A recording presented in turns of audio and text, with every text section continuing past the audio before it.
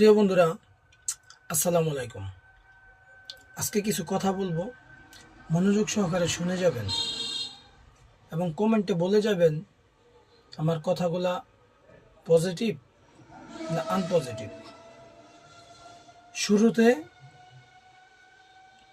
Viral Simon, তার চোখের 90% damage হয়ে গেছে।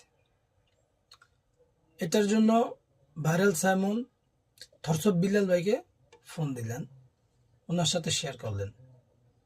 উনি এটার একটা প্রতিশ্রুতি দিলেন যে ইনশাআল্লাহ সময়ের ব্যবধানে উনি 7 দিনের একটা আলটিমেটাম দিলেন।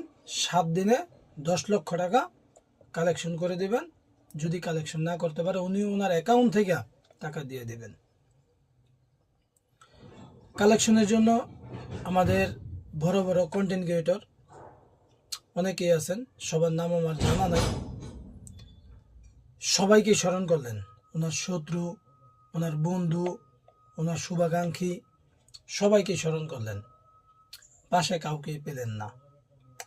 অবশেষে থরসব বিল্লাল ভাইয়ের যে টিম, ওই টিমের সকল সদস্য মিল্লা 7 দিনের আলটিমেটামে 10 লক্ষ টাকার কালেকশনে উনি নেমে পড়লেন। পরবর্তীতে উনি কালেকশন 48 ঘন্টায় আলহামদুলিল্লাহ উনি 10 লক্ষ টাকা কালেকশনে সক্ষম হলেন। এখন কথা হচ্ছে, আমরা ভাইরাল সাইমনের সুস্থতা কামনা করি।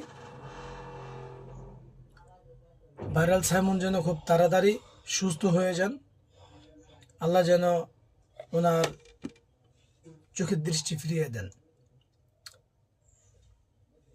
তার পাশাপাশি এত বড় একটা মানবিক কাজ, 10 লক্ষ টাকা খুব ছোট জিনিস নয়, অনেক বড় একটা জিনিস।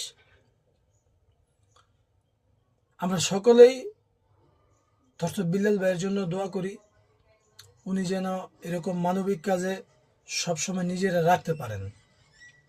তো উনি ইচ্ছা করলে উনি এই কাজগুলো করতে পারেন না।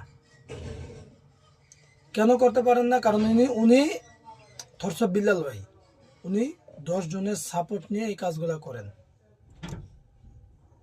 তো আমি দোয়া করি আমরা সবাই ওনার পাশে আছি। আমি 1 টাকাও অর্থ দিতে পারি নাই, আমার সামর্থ্য নেই। আমি সাধারণ একজন চালক, আমি একটি কোম্পানিতে চাকরি